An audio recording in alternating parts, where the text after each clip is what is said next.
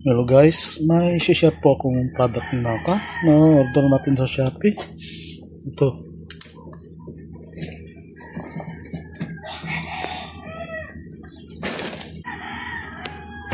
Ang issue po nito ay hirap siya makadetect ng fingerprint pag nalagay na po sa plastic. Pag nalagay na po sa loob. Okay naman pag ganyan pa. Tapos ang features po nito ay dimmable po siya. 5 to 20 volts yata to. 5 yung volts na, tapos tunay ko sa 12 volts.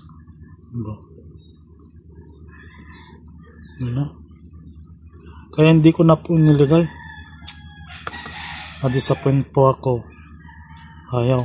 Nilagay ko sa loob to. Trinay ko talaga. Samantalang yung plastic manipis lang po siya. Pero itong touch sensor na to, mas maganda po ito compare po doon. Kaso ang features po nito ay may dimmable po siya. Ito wala. Pero maganda po siya.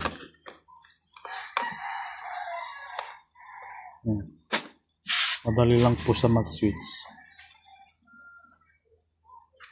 Wire po lang po siya.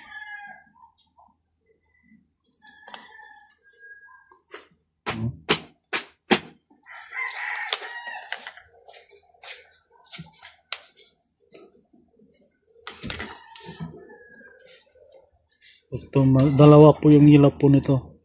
Red saka blue. Red. Pero pag nag-blue na po, yun na po yung turn off niya. Kaya hindi ko na ginamit to kasi hirap po i-touch. Mas maganda po ito. Kaso nga lang, on off lang po siya, wala po siyang dimmable. Walang po may share ko about this. Hindi pa kasi tapos to. Yan. Hindi pa tapos. Kaya ganyan lang muna. Walang po may share ko about this product.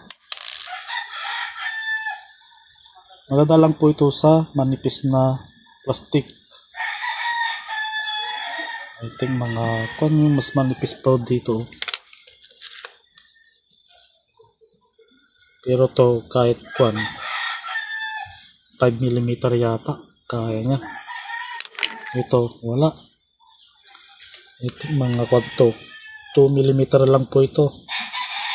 Hindi na po kaya. Nahihirapan po siya. Nag-switch naman po siya kaso ang hirap po i-touch.